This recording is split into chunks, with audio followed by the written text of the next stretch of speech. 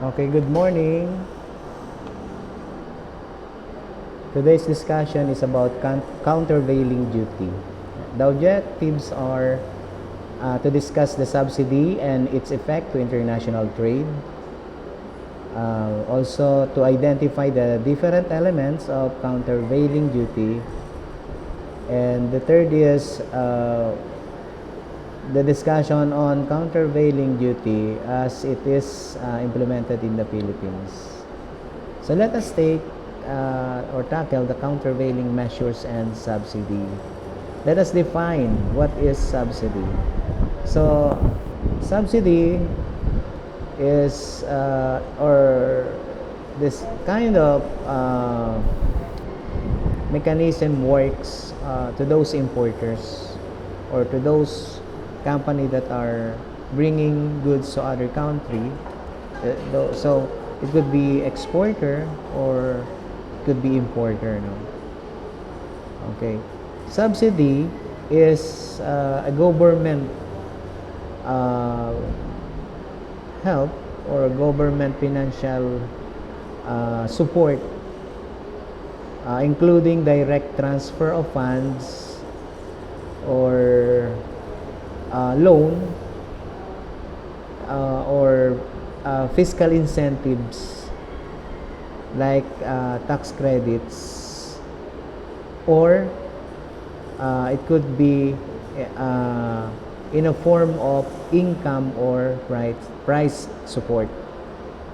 So countervailing, in other words, is this is any help provided by a foreign government to their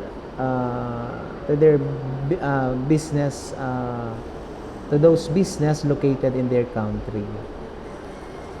Okay. So but it is not absolute to foreign government. It also includes foreign corporations.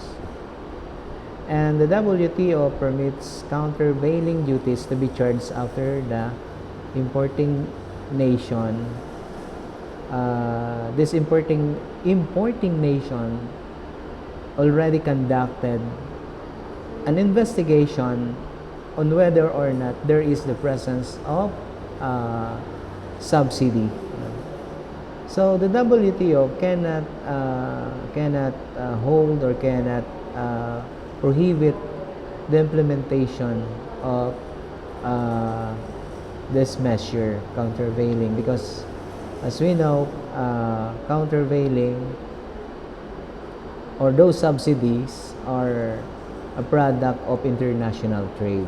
And for example, you put yourself in the shoes of those foreign government or foreign corporations. They just want to help their business or the business entity in their country, and the effect of that help or support will be on us, on the different industry located here in the Philippines that once imported or that once these goods brought here in the Philippines, and it will happen that that these goods would be sold in a price lower than, again, in its normal value. That is the effect of countervailing duty. Because of what reason? Because of the subsidy provided by the foreign government or foreign corporation.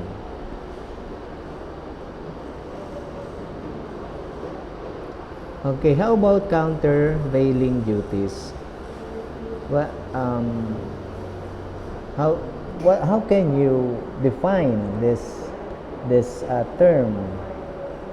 So since this is about countervailing duty, so the violation, or in order to counter the problem that will be brought by this countervailing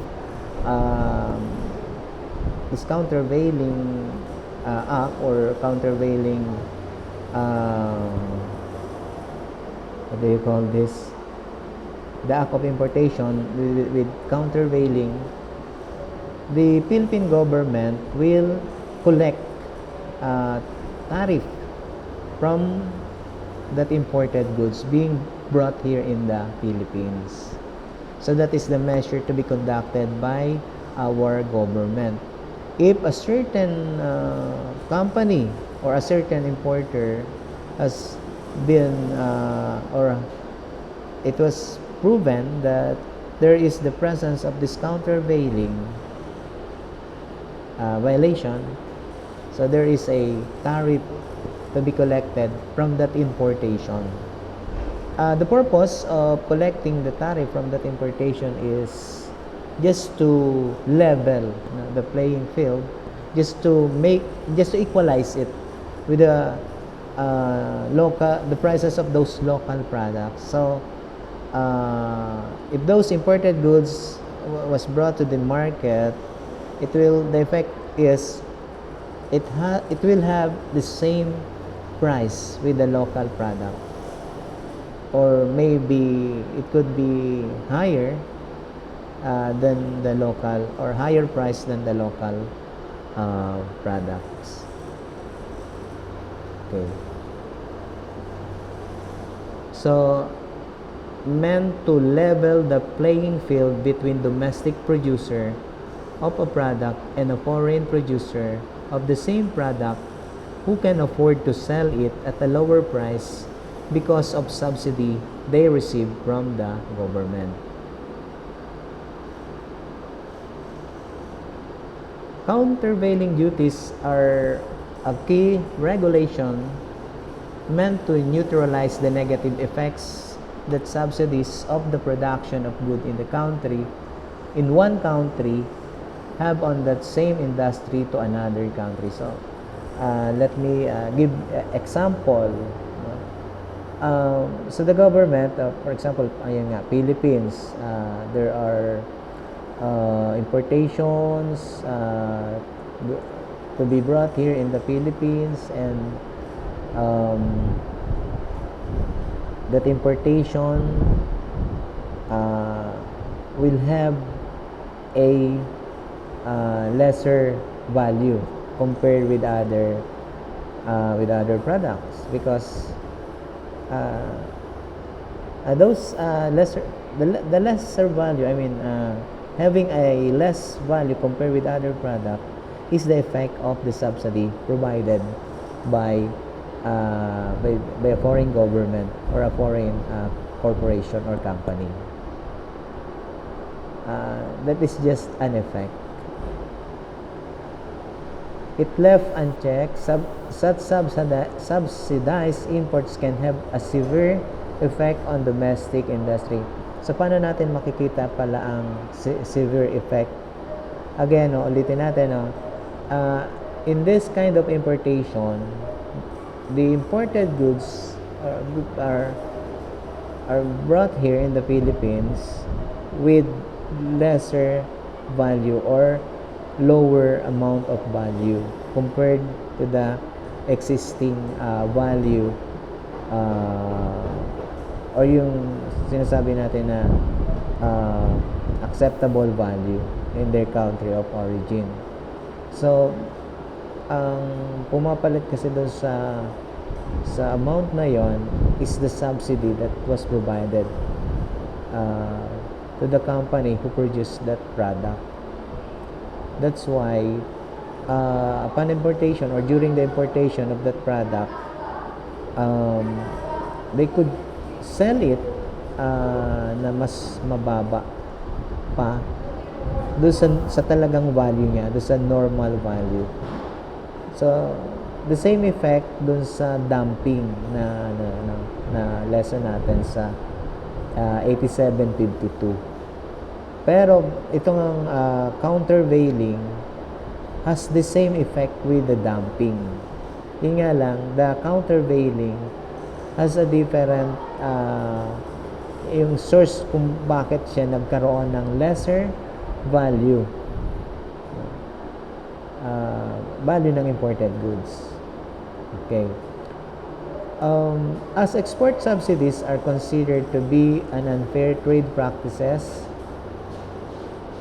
the World Trade Organization, which deals with the global rules of trade between nations, has detailed the procedure in place to establish the circumstances under which countervailing duties can be imposed by an importing nation.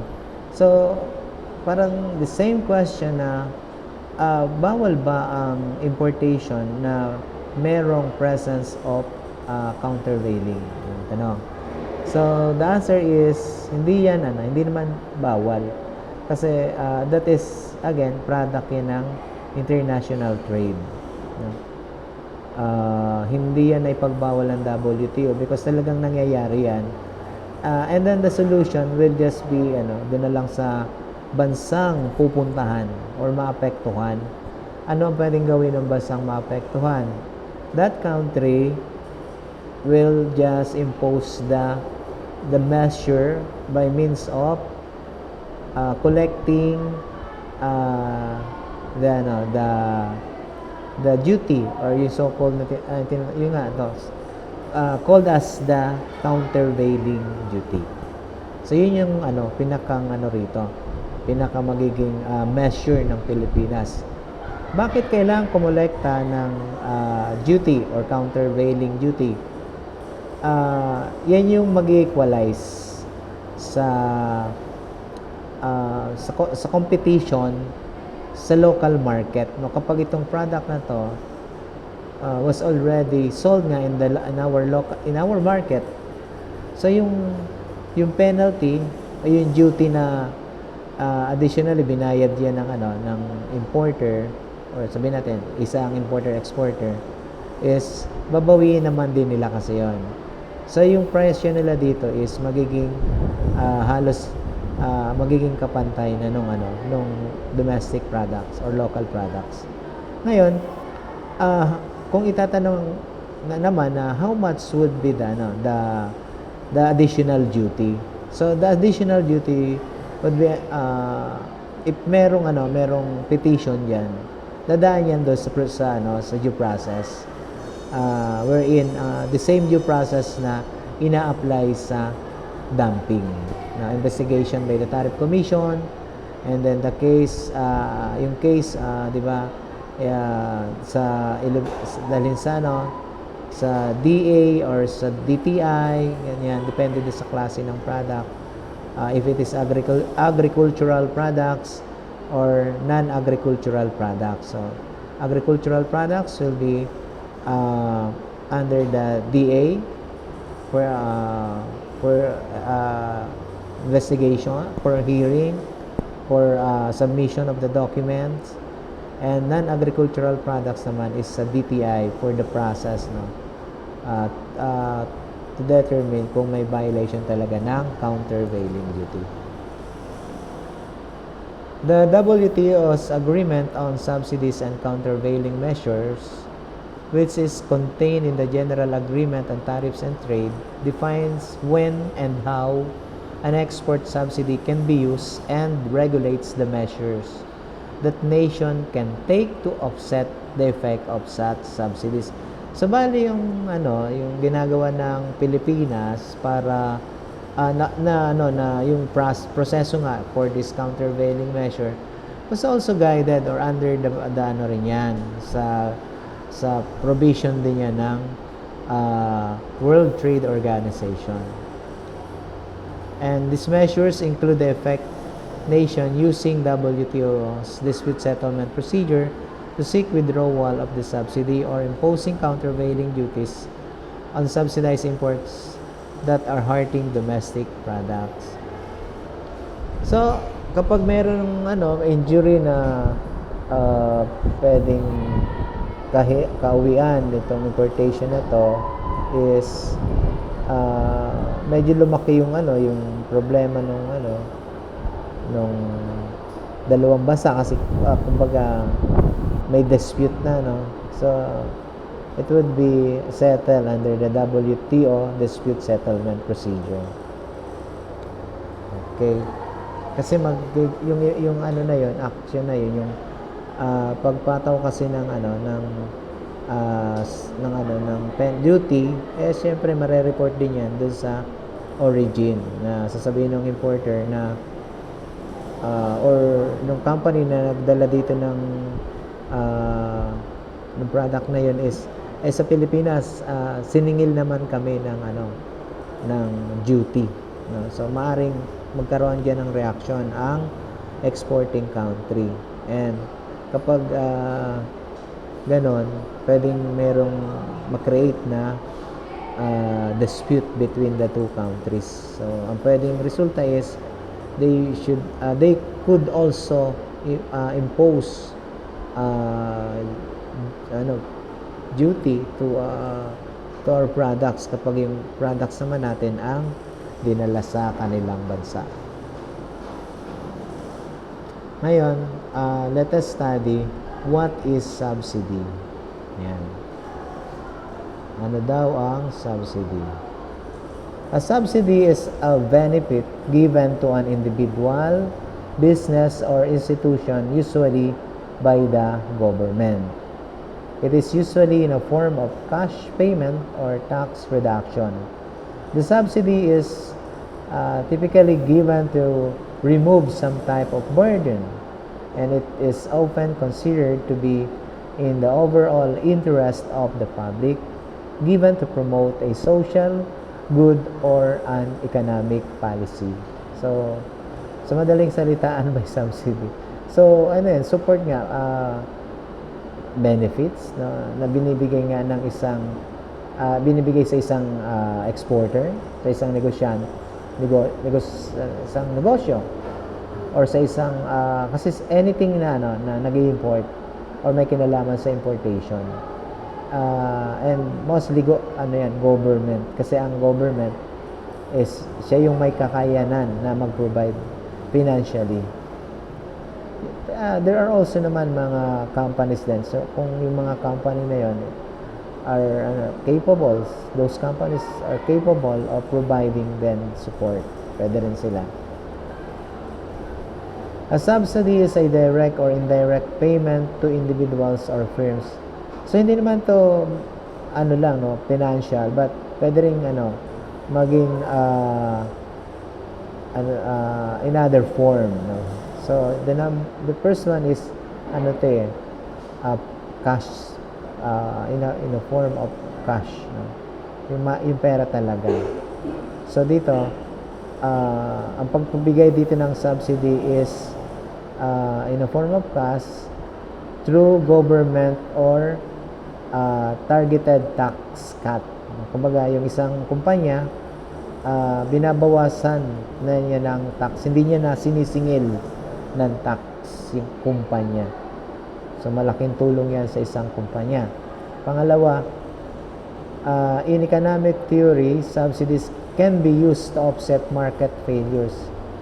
So halimbawa, yung kumpanya is palugi na or pabagsak na, bibigyan niya ng subsidiya para mabuhay ang kumpanya na yan at hindi mag-suffer ng sobra or mga financial losses. And externalities in order to achieve greater economic efficiency.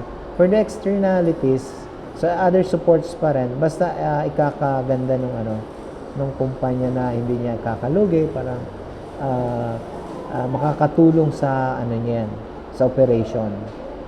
However, critics of subsidies point to problems with calculating optimal subsidies, overcoming unseen costs, and preventing political incentives from making subsidies more burdensome than they are beneficial.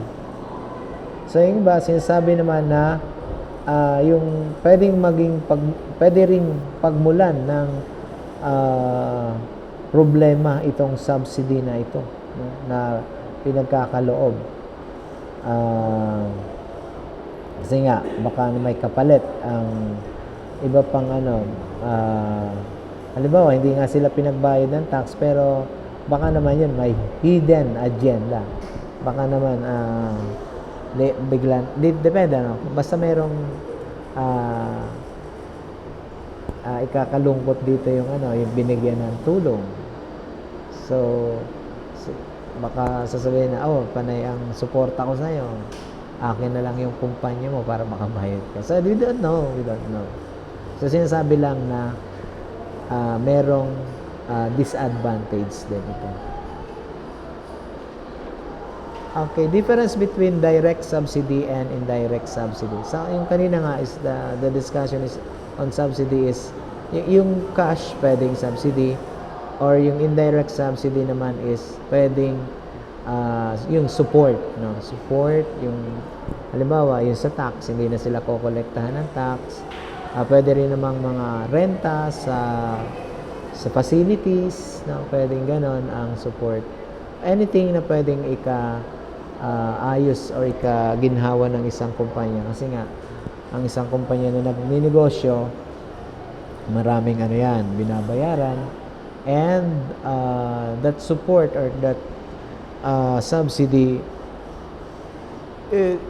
could help a lot to that company. So sa Pilipinas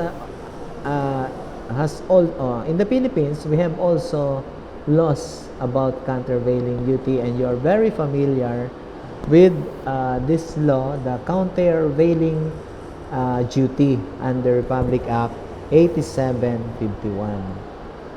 Okay, so ngayon itatackle natin tong 8751, in which under pa ito sa Tariff and Customs Code of the Philippines. I mean, itong batas na ito, naka-post ito sa Tariff and Customs Code of the Philippines under Section 302. Yan. So, yung Tariff and Customs Code of the Philippines, yan ay tinatawag din na Presidential Decree number 1464. Ang ibang pangalan or title niyan ay Tariff and Customs Code of the Philippines. So, merong word na as amended because there are a lot of amendments to that law. Pero ngayon, the Tariff and Customs Code of the Philippines was already superseded by Customs Modernization and Tariff Act under RA 10863 last 2016 pa yan. Okay. So, ano nga ba ang countervailing duty na paulit-ulit? So, dito sasabihin niya lang, no? So, dito sa 8751, ang countervailing duty is any product, commodity, or article of commerce that has granted directly or indirectly by the government in the country of origin or exportation any kind or form of specific subsidy upon production. So, mag-start siya sa production pa lang, manufacture, at hanggang sa exportation ng product na yon. And masasabing merong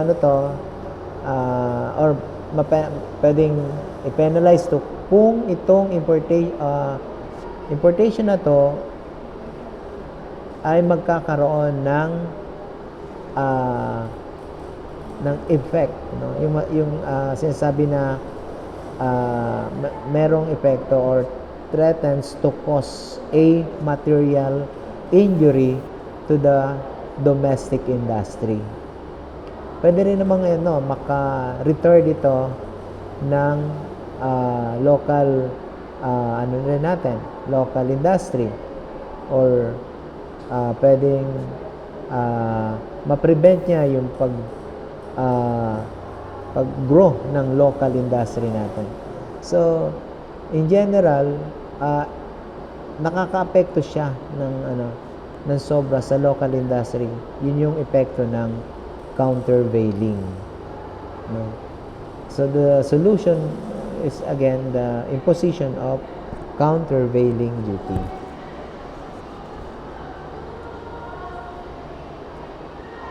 I already mentioned that the cases or the petition under this topic is being brought to the DTI for non-agricultural product and to the Department of Agriculture or Secretary of Agriculture for agricultural product. Okay?